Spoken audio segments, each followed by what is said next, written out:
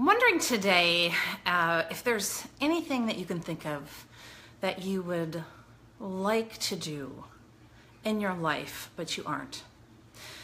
Something that maybe you've been thinking about for a long time, but just never pulled the trigger. Or maybe something that just popped into your head in the last month that you're really excited and passionate about, but for some reason you aren't doing it. It could be a couch to 5K. Or maybe you've already done a 5K and you'd love to up your game and do a half marathon or a full marathon.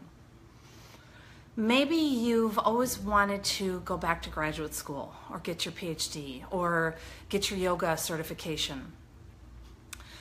Or maybe you want to quit your job and go travel or start your own company. Whatever it is, I want you to think about if there's something in your life that you'd love to do that you aren't. And I want to ask you, why? I want you to think about why aren't you doing what it is that you would love to do? You got your reason? I would bet, and for any of you, those of you, thank you for that are joining me live, and anybody who's watching it afterwards, feel free to write a comment or send me a note. I would bet if you're anything like the clients that I work with, the majority of you aren't doing what you want to do because something up here is getting in the way. You've got some internal obstacles that are preventing you from really jumping in and taking a risk and being bold. Now, here's what's interesting. There's some research. Angela Lee Duckworth has done some research. There's actually quite a bit of research, and she has found that the majority of successful people all have one thing in common. Want to guess what that is? What one thing? Doesn't matter if the success is professional or personal or short-term or longer-term, lifetime. She has found the majority of successful people all have grit. Yeah. So today in our Facebook Live, we're going to talk about the third component of being internally thoughtfully fit, which is endurance. And endurance is all about knowing that you can create what you want in your life. You can change what's not working. You can jump in. You can do what you want. But it is likely going to take some hard work and some determination and some grit. As a matter of fact, the most successful people have more grit than talent. And if there's any relationship between talent and success, it's neutral, or even some studies show that it's negatively correlated. So in other words, the most talented people aren't always the most successful. It's the ones who show up, the ones who say yes, the ones who sign up and jump in and make a decision and then have the endurance to stick with it. Now, Carol Dweck talks about, in order to have grit, in order to do this in your life, having a growth mindset. And a growth mindset is all about embracing a perspective that you can change, that you can get better, that with hard work you can accomplish whatever it is you want, as opposed to a fixed mindset that says, you know what, I'm just not a runner. I'm just not a good reader. I'm not self-motivated. Whatever it is that you say, that self-belief, that limits you, that fixed mindset means you say, I just can't do this. Now, I admittedly have a very fixed mindset on cooking. I do not belong in the kitchen. I don't like being in the kitchen. I don't like grocery shopping. And I have no desire to improve or change that. And so I have a total fixed mindset, and I get it, and I do things to be able to try to have healthy food, organic food. I create other ways. And there are other places in my life where I've embraced a growth mindset. Now, the example I'm going to share with you today, I wanted literally nothing more than to wait a couple of months to share it. I so wanted to wait until I've got some success and until things are different. But I'm not going to. I'm going to share with you right where I'm at. And in some ways, it's not pretty. So last year, life threw me a curveball. And what that meant is that I had to redesign things a little bit, and I really consciously chose that I had to back off, and I had to leave my triathlon team and stop doing the training that I was. Now, I've been doing triathlon since 1998. I think I might have missed one season when I was pregnant with Jaden, and she was born at the end of August. So this was a big deal to stop. And I didn't train all last year. So I'm finally at a place where I'm pulling things together and I'm ready to get back at it. And I signed up and started back with my triathlon team April 1st. Now, my coach is sending me workouts. I'm doing 20-minute runs where I'm walking for 2 minutes and then running for 3. I'm building my way up. That's not easy to say, but it's where I'm at. And I always say with being thoughtfully fit, you start where you are. And this is where I am. I'm out of shape. I'm overweight. And I am not nearly as fit as I have been in my life. I'm probably as unfit, I don't know if that's the right word, as I've ever been. So I'm starting right where I am. And I went to my first bike workout. Now in Wisconsin, here in Madison, it's really cold still in April, though we have had some sunshine.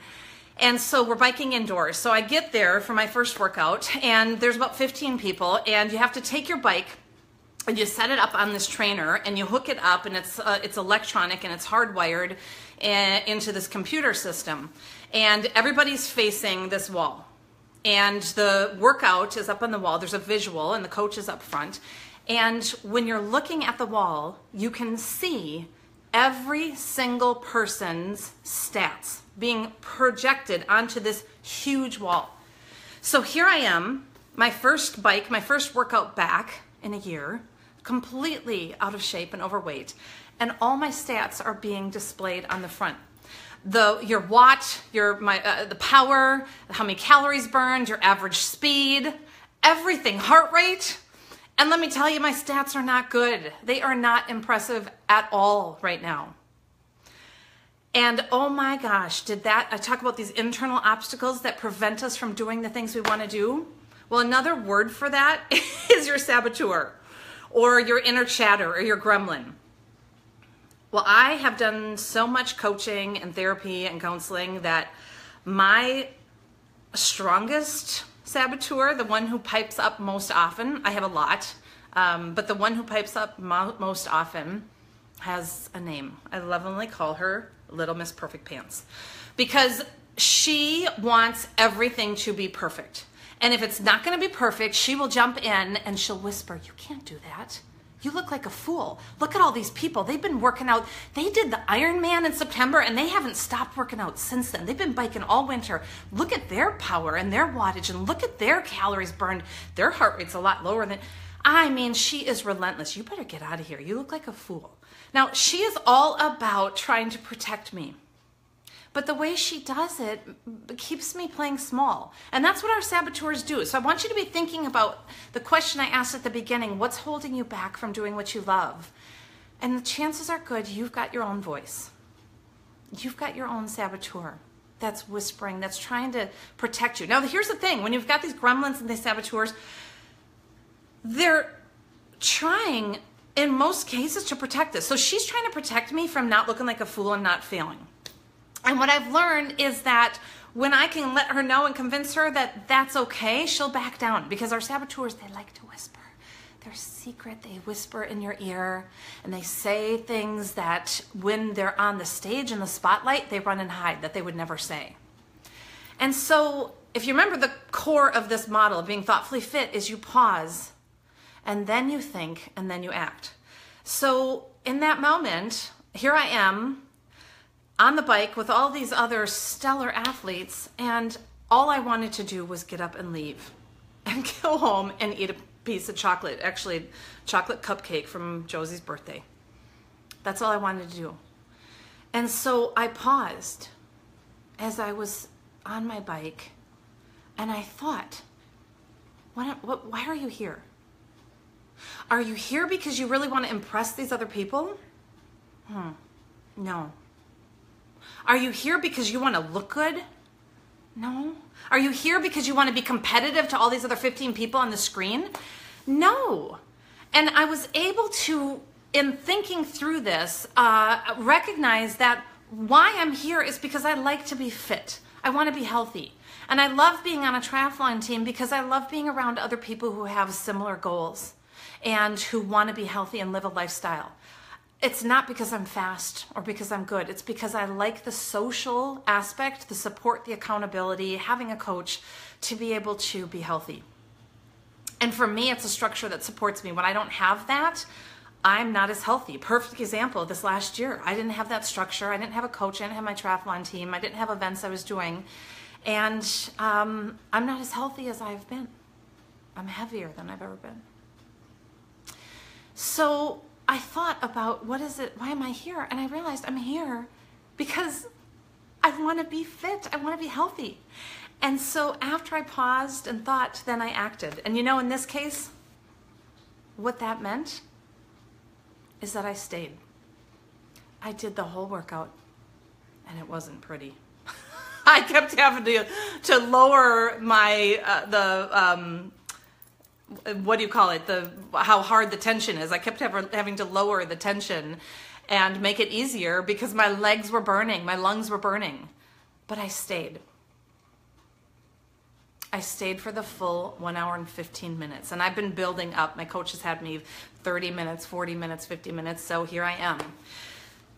And I chose to have endurance. I'm choosing to have a growth mindset that, you know what? I can get back in shape. I can embrace this. I can change my life. I can be healthy again. And so I want you to think about, for you in your life, whatever it is you're not stepping into, you're not saying yes to, you're playing small. What would it look like for you to embrace a growth mindset? To step into some grit and endurance and to just say, you know what? It doesn't matter what anybody else thinks. It matters what I think, what I want, what I need here. And this is a lesson I have been trying to teach my daughters.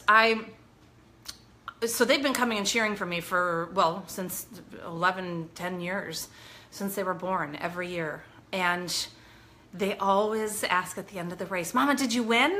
I said, nope, I didn't win, but I had fun and I gave it my all. Because when you embrace a mindset and a perspective of endurance and grit and growth, it's not the results that matter. It's the attitude and the effort. And so I'd say, nope, I didn't win, but I had a blast. It was so much fun. And all the roads are closed because the police are out there. And so I could bike and I didn't have to worry about cars and accidents. And there were so many people cheering and it was really fun. Now, what's interesting, one of my blog posts that's coming out soon talks about a systems perspective and that you can't change other people. But when you change yourself, those around you start to change. Your system starts to shift. Fascinating. I love looking at systems. Well, what's fascinating is, so last year my daughter Josie in the summer decided she wanted to play hockey. And she mentioned it a few times, and I did not want to jump into hockey. I had a boyfriend. The boyfriend I talked about in one of my previous Facebook Lives, he was a hockey player. Remember I said I went and watched him play, I think I started when he was in Pee Wee. And it stunk. I mean, he was my boyfriend. I'd pick him up from a hockey practice or a game, and God, So I kind of ignored Josie for a while, for a couple months. Well, she didn't. I thought it would just go away. It didn't. So she started playing hockey last year. She ended up joining the team late, and she had never played before. So naturally, she got put on the Squirt C team. There's A, B, and C. So she got put on the lowest team. She's the worst skater on the team because most of these kids have been skating since they were 4, 5, 6 years old. This is her first time skating. At that time, I think she was 9. And her team, their record last year was, I believe, if I remember right, 1 or 2 games they won to 32 or 34 that they lost. I'm not even kidding. And what was fascinating is every time she'd get done with a game, she's like, Mom, that was so fun. She didn't have any shame, any embarrassment, anything. She just loved that she was playing hockey with friends. So this year, their team actually was really good. She was still on the Sport C team, but the players changed, everything, the dynamics changed. And her team was really good this year. And so they were at a tournament, and they were in the championship game. And believe it or not, they were up 5-1 in the third period. Well, long story short, they ended up losing in overtime. They went to overtime 5-5, and they ended up losing 5-6. So Josie, after the game, gets in the car, and I said, "A good game? Oh, that must have been hard." She's like, "Yeah, Mom, we played so hard, though. It was so fun." But she said, "Gosh," and I won't say the name of the little boy on the team, but she says, I'll just make up a name. Let's just say it's Tom. Tom, in the locker room, was throwing his gear off and crying and yelling and so angry.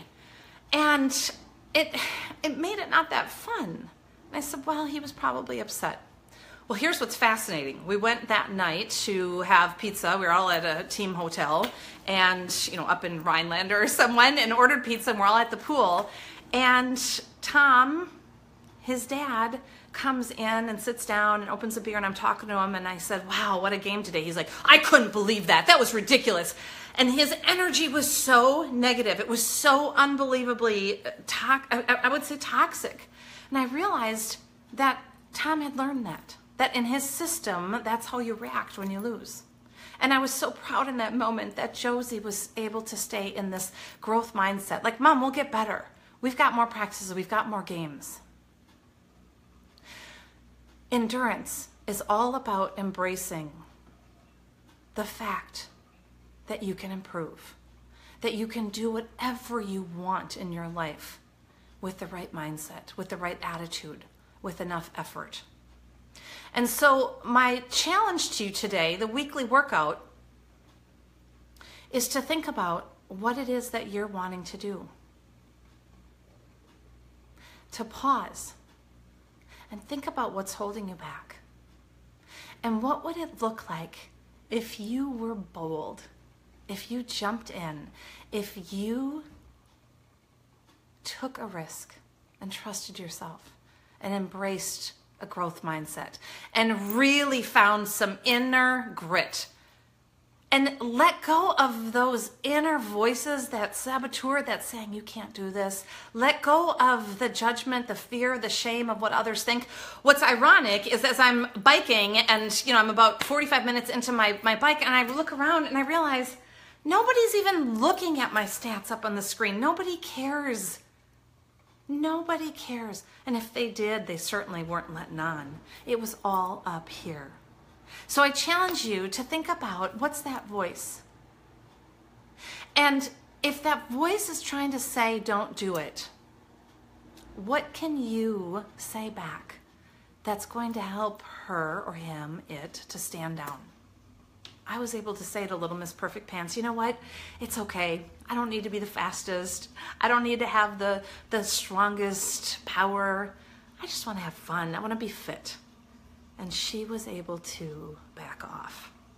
So here I am. Start where I am. I'm going for it, and I'm going to continue. And I hope that that story today helps you, and with your weekly workout, that you can jump in and embrace and step in and sign up for something that you have been wanting to do, and just start right where you are. I thank you for joining me. I love these Facebook Live Thursdays where I can just share some concepts with you about how to be thoughtfully fit. And if you want more, I encourage you to sign up for my newsletter. We've got another one coming out every month. And I've got blogs that I'm sharing and trying to write more often, so I can share some really rich content to help you to be able to coach your own life and to be able to live and lead the life that you want. So thank you so much for joining me. I love seeing all the people who are here live and anybody that watches by video. I'll look forward to seeing you next Thursday for our Facebook Thursday Thoughtfully Fit Live. Take care. Have a good week.